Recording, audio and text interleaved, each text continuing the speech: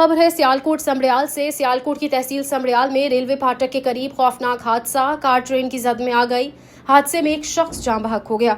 सियालकोट से ख्वाजा ईमान की रिपोर्ट के मुताबिक हादसा समड़ियाल के इलाके साशोवाला पेट्रोलिंग पोस्ट के करीब रेलवे क्रॉसिंग पर पेश आया। एनी शाहिदीन के मुताबिक कार रेलवे लाइन पर फंस गई। इस दौरान एक शख्स गाड़ी से बाहर निकलने में कामयाब हो गया। तमाम ड्राइवर कार के अंदर ही मौजूद थे।